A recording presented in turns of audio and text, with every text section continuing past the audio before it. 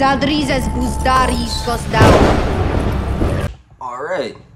It says it in the description. And I'm still getting comments from people saying, hey man, why you just spoiling shit? Well, this book's been out for 4 years and I've studied and waiting for the moment for when season 1 comes out so I can make these book-to-show breakdowns.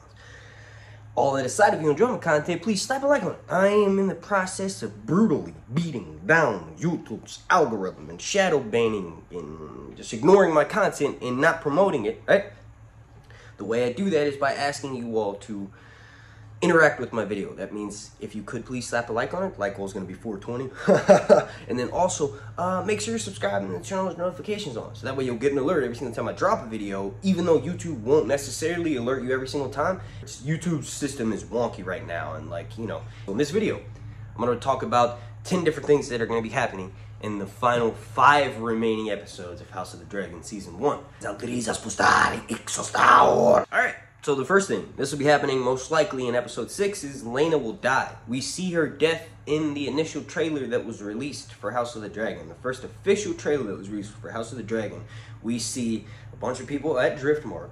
We see a sarcophagus then being pushed into the ocean. We know, as a book reader, right, anybody watching this who's read the books, you know that the only person that dies in that manner, similar to what happens on the TV show, is Laena. We also know from a leaked video that's been released online, Vhagar is, now this I will, before I say this, I will give a full out spoiler warning, because this is going to happen in the TV show. It is a crazy turn from what happens to her in the books, and this, all of what I'm saying right now is the spoiler warning.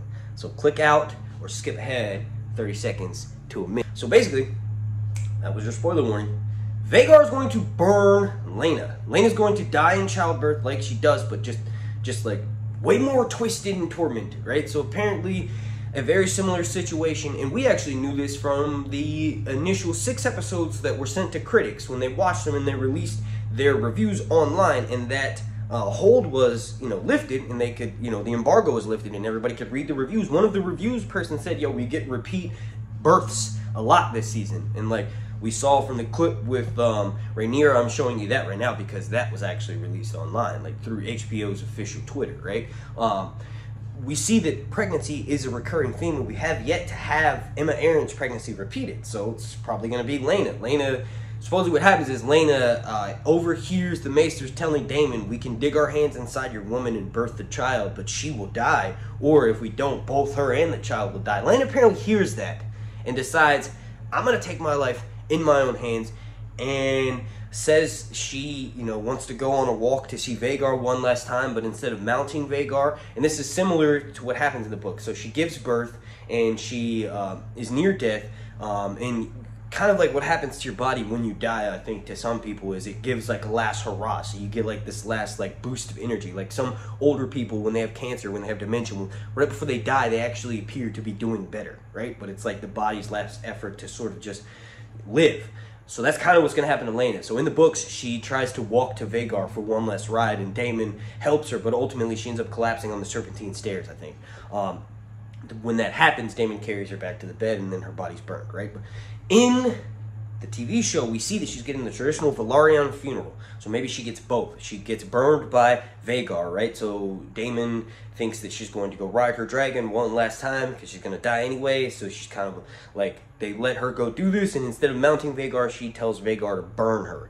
This would mean that Caraxes and Daemon hate Vhagar even more because Vhagar is going to be claimed by Aemon.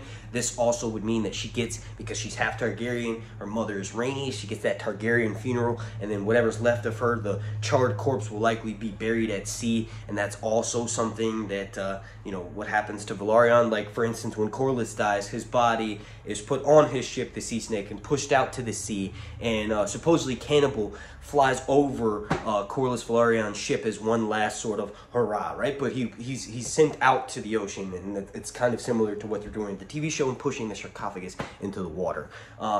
It will be insanely hard to watch. Like I thought watching the Aemma Arryn birth scene lasted a little bit too long. It was really gruesome. It's one of my complaints with this series so far, is that it was just really hard to watch, right? Not a real complaint.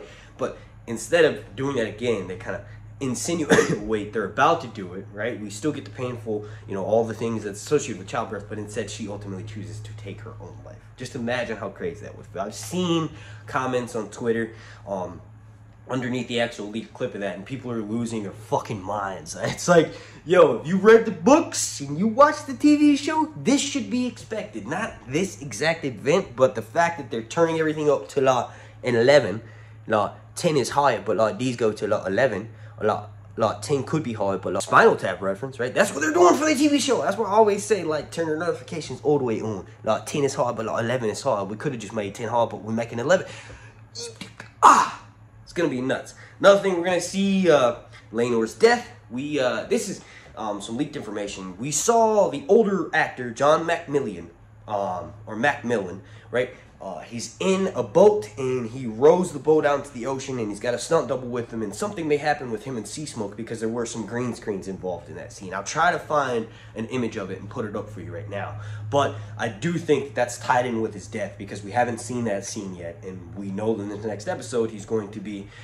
As a matter of fact, that could actually be him arriving at King's Landing to go and be like, oh, Rhaenyra, you just had another baby. Oh, crap. You know what I mean? Kind of thing like, oh, can I hold your hand? Can I at least hold the baby? You know what I mean? We saw that in the scene. So that could be what they're filming, but I think it's related to his death. Maybe related to his death. Like how he dies in the books is Carl Corey kills him because Laenor gets a new favorite, right? So Laenor gets a new boyfriend, basically, and Carl is kind of put aside, and Carl ends up killing Laenor and the lover in a duel, and he leaves. And supposedly Daemon sets the whole thing up because Carl Corey is, according to Mushroom, has a ship waiting for him, and Carl Corey is a lower peasant lord with no money, but he's got a rich lord's taste. So a lot of people think that he would be willing to kill Laenor for some money because he ain't got none. You know what I mean? And then another thing that will happen aside from Laenor's death is the Green Council. This is going to be the council after Viserys dies, which I'm going to talk about here. It's another thing that's going to be happening.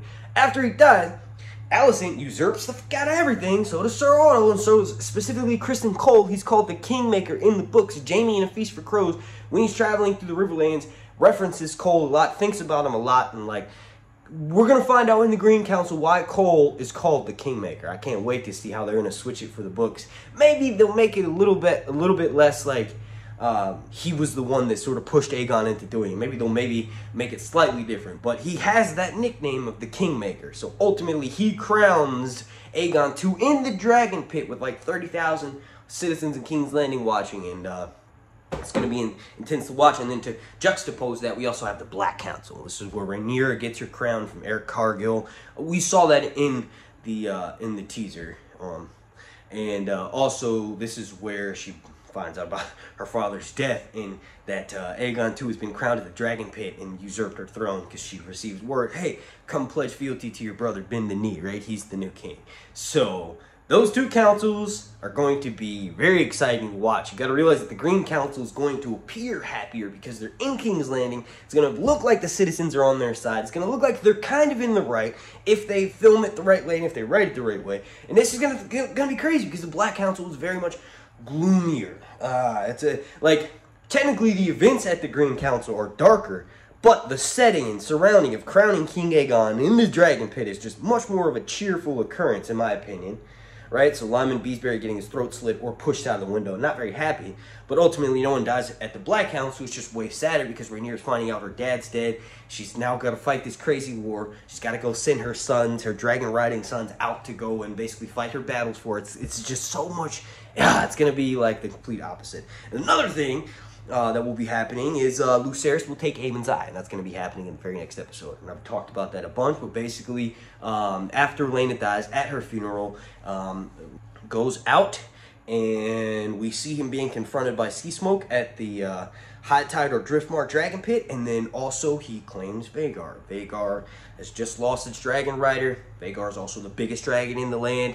It's extremely dangerous. Aemon is brave as shit for doing this, but he's ultimately a bastard because, like I said earlier in this video, Vhagar spends about 10 years with Caraxes when she's being ridden by Laena and Daemon, right? So it's kind of like, it's just kind of, everything is like, you think it's going to go down one way, but then they so cleverly switch it up, so I'm just really excited to see how that slightly switched around. But ultimately, Aemon will claim Vhagar, and then ultimately Aemon will lose his eye because we hear him in the trailer saying, yo, I lost an eye, Bragging the dragon. Right, so that's going to be a really fun scene. Then we're going to have our first dragon battle at the end of the season with Vhagar and Arax in the battle above Storm's-End. We already saw Storm's-End for this season, so that was literally put in there just so that when we're watching it in episode 9 or 10, when the battle above Storm's-End happens with adult Aemon and the older version of Lucerys, it's going to be so hard to watch. Like, technically, he does try to prevent it by saying, Aemon, you can't attack Lucerys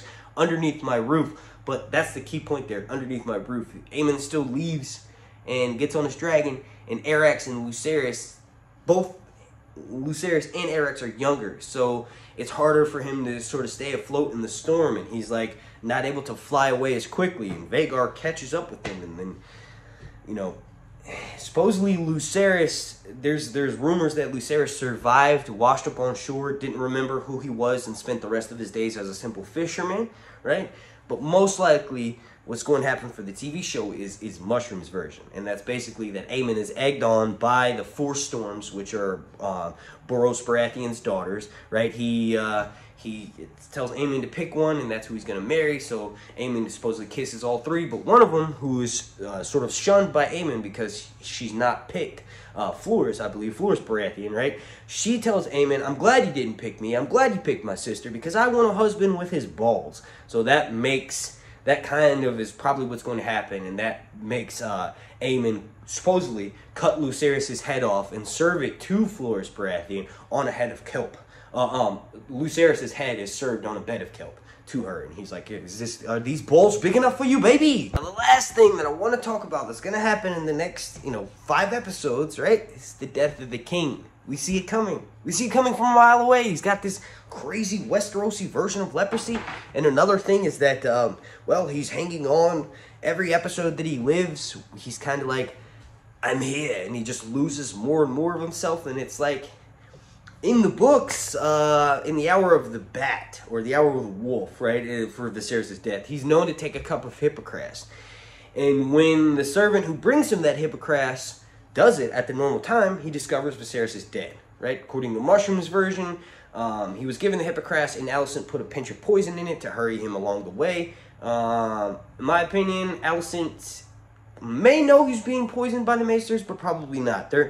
It seems like Sir Otto and Alicent and, eventually Aegon and Aemon are going to be sort of pawns of the Hightowers and the Maesters. And you got to realize, too, I just did a half a video on a Maester theory for my episode 6 promo breakdown. It's linked down below in the description.